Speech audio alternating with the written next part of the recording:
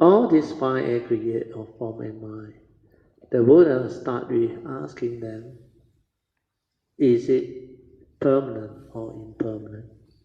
Because like the form, physical body, is impermanent, it goes the way of nature. He has taught them about the five daily contemplation and other things. Then likewise feeling. Yeah. Then after feeling is what we have as perception. Then activity of mind, sankhara, mind state, and consciousness. Then after they reply that they are impermanent, then the Buddha asks, is form pleasurable or it tends towards suffering? Because it's impermanent, it surely tends towards suffering. So the other aggregate also same. Because the reality is, you will attach, you will cling, then it tends towards dukkha or suffering. But if you don't attach, don't cling, there is no dukkha. Then the Buddha actually transformed it. Then he asked the bhikkhu, he said, whatever that is impermanent and tends towards suffering, is it right to say, this is me, this is I, therefore all this can be mine? In this phrasing and explanation, it becomes very clear. Because it's not a permanent unchanging entity. So how can it be you? Understand? Not like the physical body is dependent originating, condition arising, cause of phenomena. So if these aggregates are impermanent, they come and they go, the better explanation is what I have shared with you all through my own cultivation and contemplation from the past. If they are impermanent, which I saw in the mindfulness training awareness, then the question is, how can they be me? Just like this physical body, not a permanent unchanging entity, go the way of nature. Definitely, it is impermanent and it cannot be me. Then like feeling is the same. Feeling come and go, I didn't die. When I have pleasant feeling, it transforms, become unpleasant feeling, I didn't die. But when you have the Dhamma, feeling become pure feeling. There is no duality of pleasant and unpleasant. But before you have the Dhamma, the understanding, this is what you saw, understand? Tends towards suffering. So whatever that is impermanent and tends towards suffering, how can you cling onto it, grasp onto it, hold onto it and say, this is me, this is I. Therefore, this entity can own, all this can be mine. There is delusion in it, sakkayaditthi. That's why from that understanding, I actually develop the wisdom and break free from the five aggregate of formula. Because when I meditate, I silent, I develop the awareness. Then I realize, feeling is dependent originating, condition arising, causal phenomena. Definitely, this type of entity cannot be me. If it's me, when it transforms from one state to another state, when the pleasant feeling ceased to be, did I die? I didn't die. When my perception arises and passes away, did I die? I didn't die. Then how can it be me? Very clear cut, isn't it? And definitely it's not a permanent unchanging entity, because when I silent, I realize they follow this nature's law. Of course, the Buddha gave the teaching of Paṭicca Samuppada, the 12 condition arising, dependent originating. So upon contact, feeling arise, feeling, condition, craving, and all these things. So these are the flow, the movement. So when you are mindful, when you are aware, you can see That way you can see, you realize, feeling actually can be transformed into craving. When there is attachment, delusion, then it becomes grasping aggregate, understand? Oh. So similarly, perception is the same. Come and go, you didn't die. So this is how you develop the wisdom through awareness-based meditation. Then when this wisdom arises, just like this morning when I write the two aspects of the five aggregates of form and mind, we can investigate into it, we can put it to test. So each and every one we have gone through, the form aggregate, feeling, perception, sankhara, activity and consciousness, they are of the nature to arise and to pass away. And you didn't die. So how can they be you?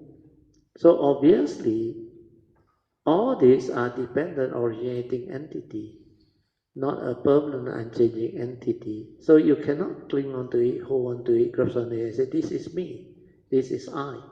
Means feeling is me, perception is me, consciousness is me, all my thought process are me. No such thing. That's why to see this, to realize that the five aggregate of form and mind, they are impermanent. Then from there you realize the empty nature, non-self nature. There is not a permanent, unchanging entity that you can cling onto, grasp onto, hold onto and say, this is me, this is I, therefore all this can be mine. So from there, you break free from sakkayaditthi. Then you start to realize the second aspect of the five aggregate of form and mind, which is the mental aspect, the mental five aggregate. When the perception we perceive, the external sense data come in, and together with the four aggregate of mind and this mental form, it becomes the five aggregate. So this one is with the content, namaru, five aggregate of form and mind, second aspect. That's why under the Paṭicca Samuppada teaching, initially is avijja paccaya sankhara.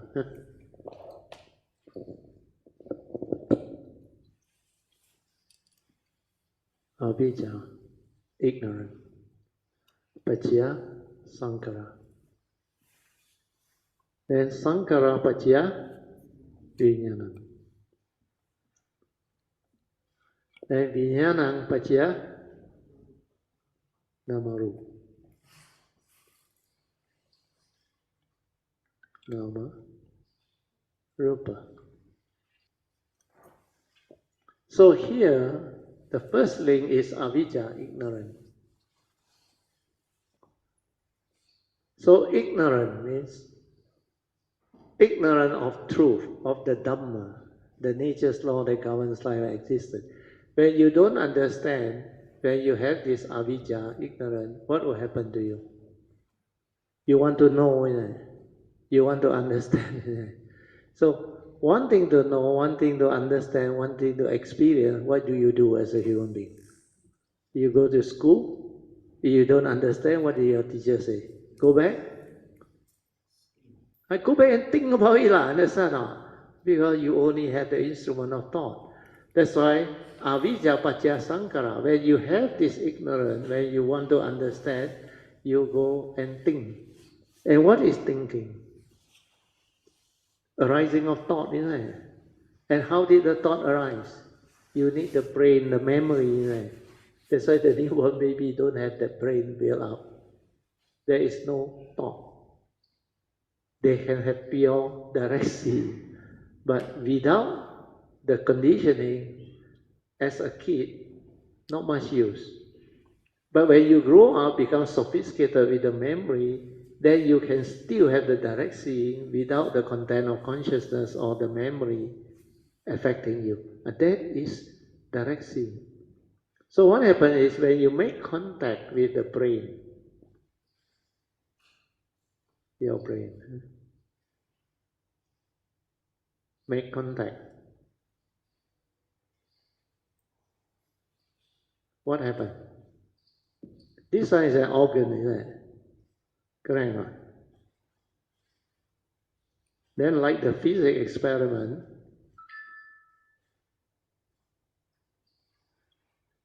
let's say this one is the switch, and this one is the light bulb. So upon contact, this light bulb lights up again. So the lighting up is like you become conscious. So what happens is, upon contact, this brain, which is memory, trigger of thought, understand not? And what is thought? Respond to all this memory in the brain. So brain is memory. Then what is thought? You can find out when you are aware. Thought is response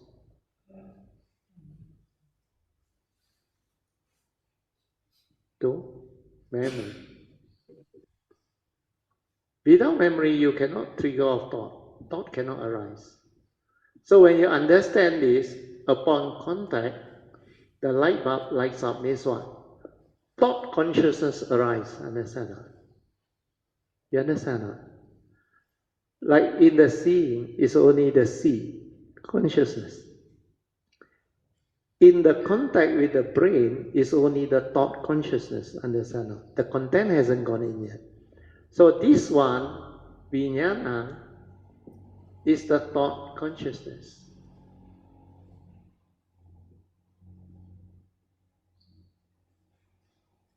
This one is actually the pure consciousness, because the content hasn't gone in yet.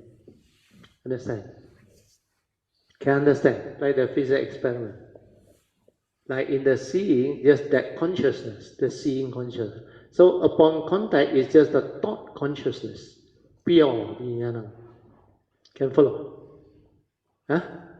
Then what happened? Because you have your brain, your views, opinion, conditioning, belief system, you stir, you react, you input the content of consciousness. Input, content.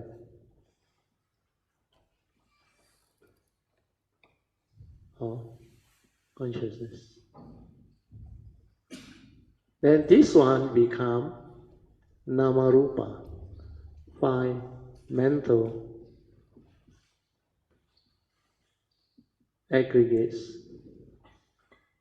of form and mind. So can follow. This is what happened in your brain. English, yes.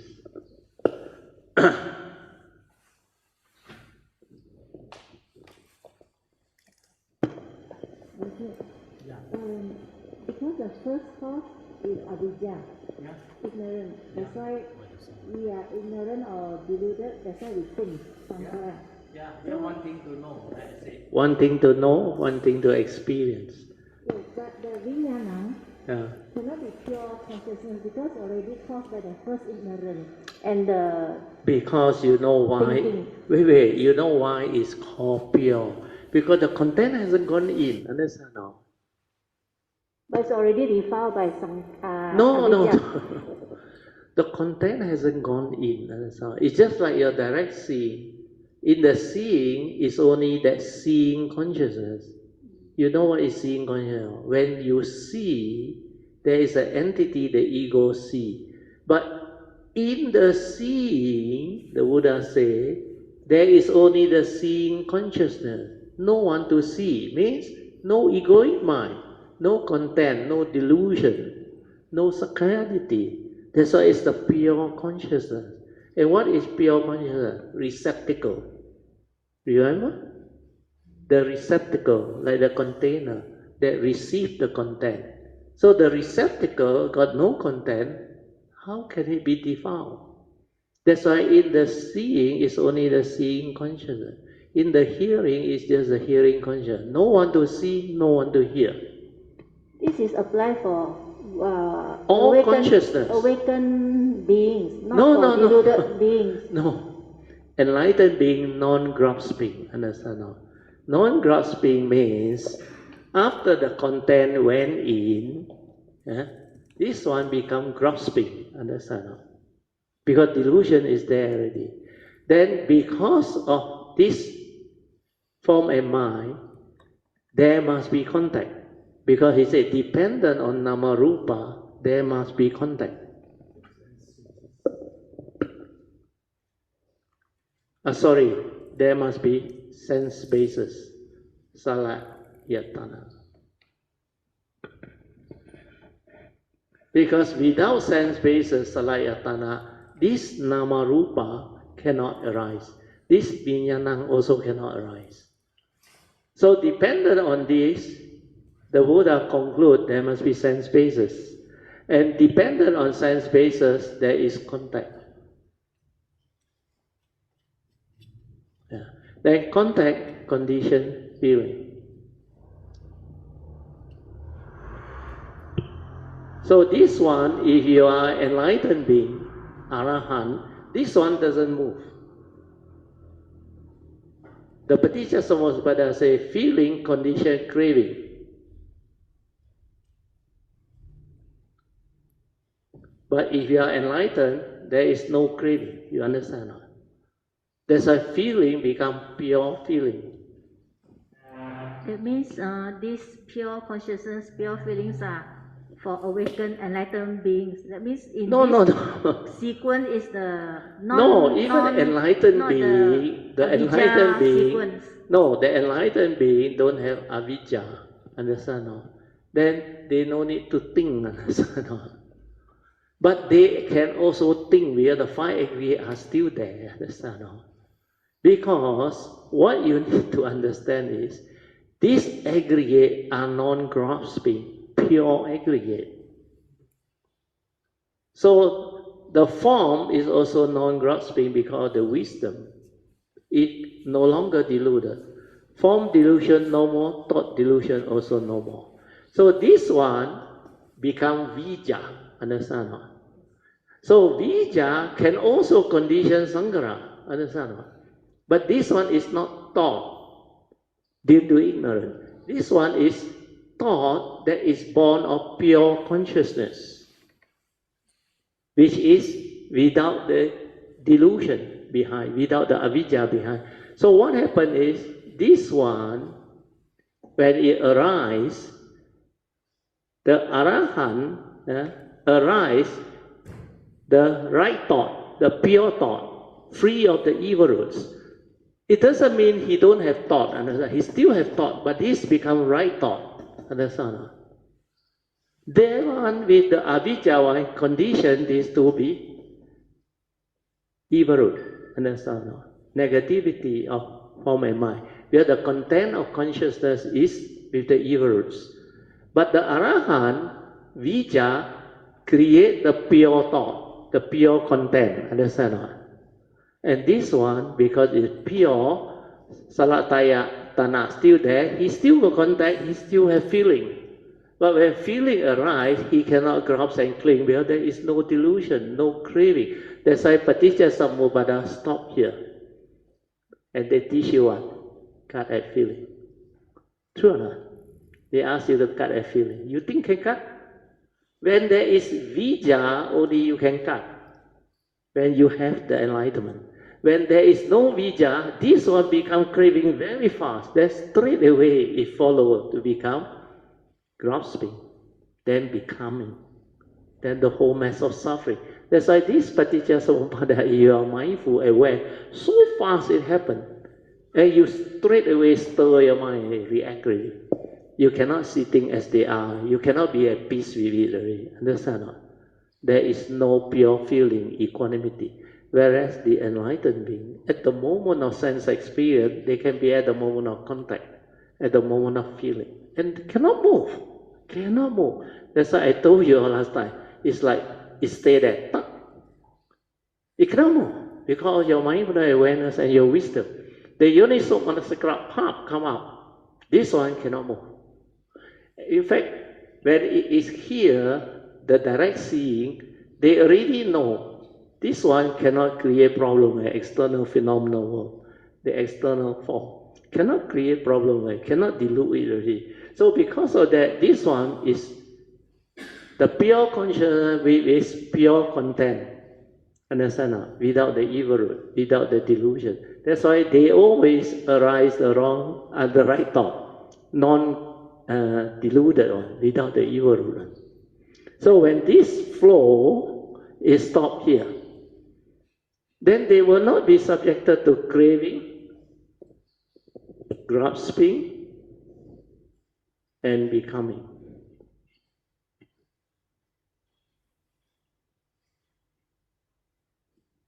But for non-enlightened beings, by having this, what Brother has explained, with pure consciousness, with pure mental form and mind, that means we still have this pure consciousness. Yes, the aggregate is still there. Non-awakened beings, we can have the pure consciousness, even though we have avijja as the. Oh, you mean a normal puthujjana? Yeah. Yes, because this one, when you have mindfulness, you can be at the moment of the consciousness. Understand? When consciousness arises, like I said, when contact arises, the awareness can be at the moment of contact.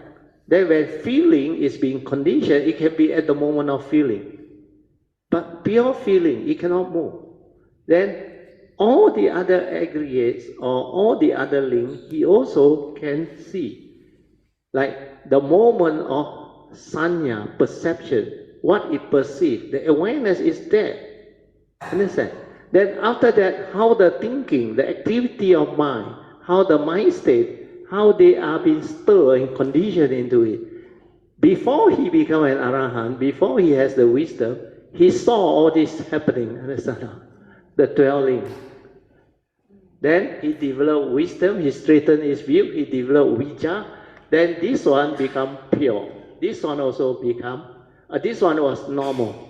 You can be at the moment of consciousness, pure consciousness, before the content went. But when the content went in, because it's vijja, this content is right thought, following Noble Eightfold Path.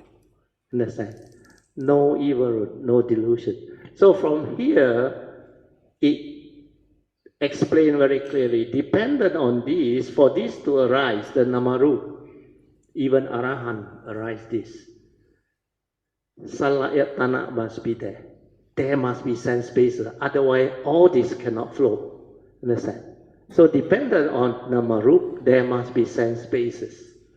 And because there is sense basis, it will condition contact. Contact will condition feeling. Then this one, if it's avijja, it will condition craving, grasping, becoming. Then you take birth.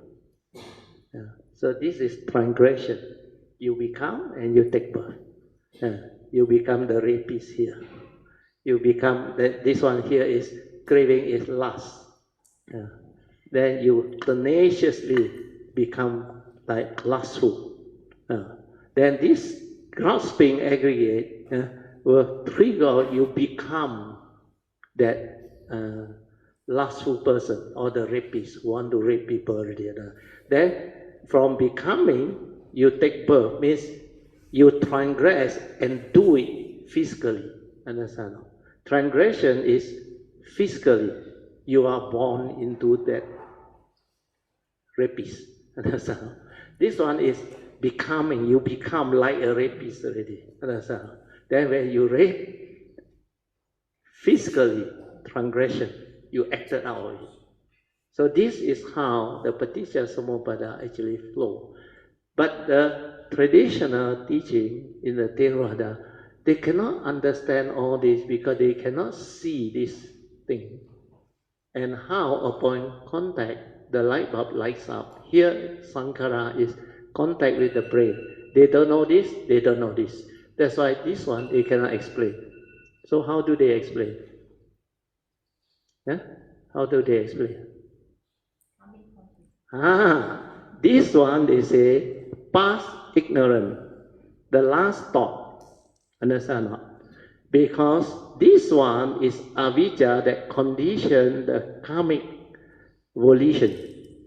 You want to know what is karmic volition? So karmic volition will condition rebirth consciousness. That's very easy to explain, because of ignorance, avijja, then you create karmic volition, means last thought moment before you die, because of karma, you take rebirth. So this is rebirth consciousness. Then it conditions nama rupa. He said this is the first aspect of the five aggregate to become a human being. Then because you are a human being, you have your sense bases. And because of the sense bases, you have contact, you have feeling. So the whole Paṭicca Samuppada to them, oh, this must be correct. Understand? And they cannot understand what is birth. They think born into another life. Understand? This one Paṭicca Samuppada is every moment, every instant, happening within your form and mind. It's not over 3 periods of time. So all this, when you are mindful, aware, you have the ability to see and realize what is going on within the form and mind. That's why mindfulness is very, very important, critical. Okay? Any question? Yeah, Anyan, yes. Yeah. Continue. Yes. Sankara appear twice, is it? Because there's Sankara after avijja, and then nama rupa also there's a Sankara there. You must understand, here Sankara means mental activity, understand, mental thinking, understand. But Sankara is the content of consciousness. It has many meaning, understand. But in this link, this Sankara is thinking, understand. You go to the brain and think, understand. And to think, you must have the aggregates of perception, understand. Then your memory trigger off. When you perceive, then your memory come in, your views, opinion, conditioning, and belief system input the content, understand? Because you are confused by the word. Why you look at the word? You silence your mind to be aware, then you understand. Because when you aware, how you create thought also you know. Why I say thought is response to memory? Because I saw it. The moment that content went in, that whole thing become thought, namaru. Then avijja paccaya sankara means because of ignorance, that link, you keep on wanting to know. Wanting to know what you do. You go and think, understand? And how you think? You go to the brain and get the thought out. Respond to memory. Understand? Whereas that namarupa, when you input the content, it's not thinking anymore, understand? It's your views, opinion, conditioning, and belief system, whether it's moral or unmoral, that mental intention inside there, which is also sankara. Sankara is mental activity, thinking, mental intention, mental state, mental formation. All these are sankara, understand? Everything that your brain or your mind can do. So when the Buddha teach the Paṭicca, he's very specific. Avijja paccaya sankara, that is the thinking one. Understand? That's why upon contact, thought arise. But initially it's the pure consciousness, vijnana, by the physics experiment. This one is a natural law. Understand? Do you need a God to create seeing? Thinking? You don't need this. Like the physics experiment. When the conditions are there, this one light up. Understand? When the causes and conditions are there, that's why they are dependent originating, then the light up light up. The lighting up is you become conscious. I want to try a metaphor. Okay. Sui, use the mic.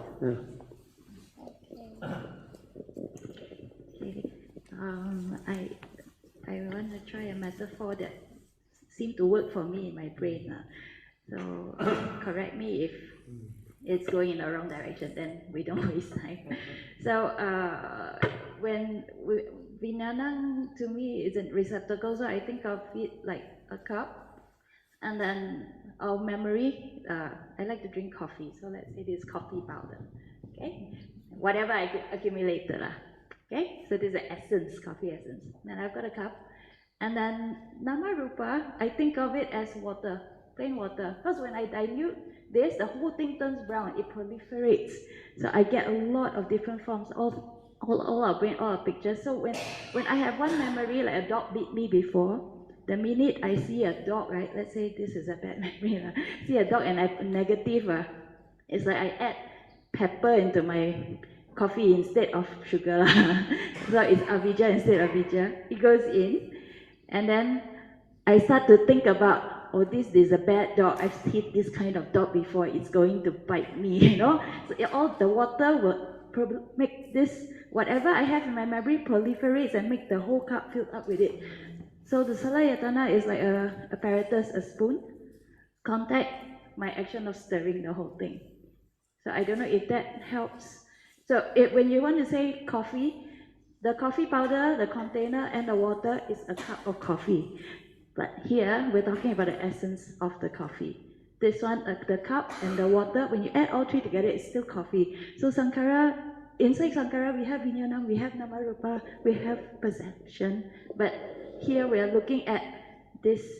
I don't know if that helps. That's how I see it. You see, this one is how my daughter Sui applied the rational contemplative understanding. To him, this is easier for her to understand. But you can approach it from any method any direction. But more important is, no need to use all this, understand now. Silence your mind and find out. Like I say, when you silent, what happens? You want to inquire, investigate how you create thought. Then why you think? Why do you think? Because you don't understand. True or not? That's why avijja. One thing to understand, one thing to know, one thing to develop the experience, you think. But that is the only instrument before you have awareness-based meditation, before you develop the ability to be aware. You will think. Your consciousness is always up here. You realize or not in the past. You always, I won't say aware, you always think from here, understand? Because your senses are all nearby. That's why this one, the brain, together with the senses, you create thought very fast.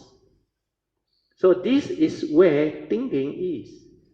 But when you are aware, you don't stay up here. You stay here. Understand?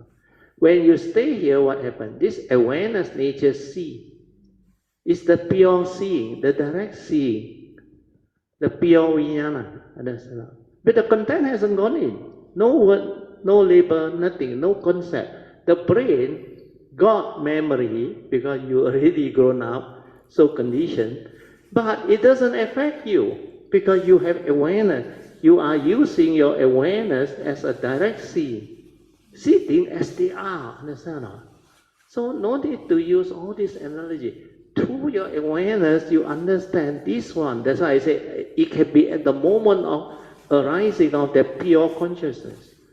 When you become conscious of seeing, like the Buddha said, in the seeing is only the seeing conscious. No one to see yet, no egoic mind yet. Why? Because this is pure seeing, direct seeing. Like they say, 看山不是山. Understand? Because he's seeing as they are. This is pure vijnana to the enlightened being. Understand? And then they also have to live life. Understand? They also input the content. Understand? And what is their content? Dhamma. They act not from memory, they act from wisdom, understanding, Dhamma understanding. That's why they will arise the Dhamma understanding to act. That's why acting with wisdom, following the Dhamma way. Understand? You don't act according to memory. That's why ignorant condition this. And this one is brain, memory. And this one, the Arahant also has. But memory cannot delude them because they have the wisdom already. Understand? That's why they can have this direct seeing. That's why normal people, you try to practice direct seeing, you go and try. I wish you all the luck. You cannot practice wisdom on. Wisdom is not a knowledge for you to practice. Yes. Thank you so much, Brother. Now I understand you're explaining in a way of cultivators. Yeah. Because all the time I thought this is for non-deluded, it's for deluded Yeah, person because, without direct seeing, without because sati. you are very used to the Theravada teaching type of format. The Vijja cycle and the Avijja cycle. Yes. Understand? The Vijja and the Avijja cycle, there are two cycles. Yes. Understand? The arising of ignorance that condition the dwelling. Then when you become enlightened, they say, Reverse. the reversal cycle. You chant, in the chanting we chant, isn't it? Yes. Paṭicca Samuppada. They got the two cycle, understand? That's why it confuses you because you think it's like that. But the reality that happens when you have sati and mindfulness awareness, you see.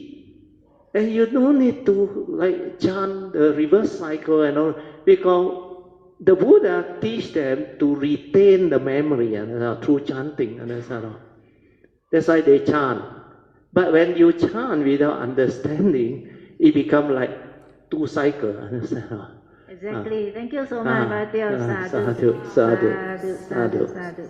So tonight I really understand pure awareness, the whole movement, the whole Nama movement. Rupam. Because earlier on, you are not ready to ask this type of question.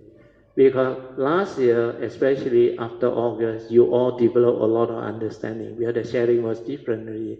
Then after that, only you have this condition to ask the further question, then I can explain. I have this doubt quite some time, but I have no chance to ask.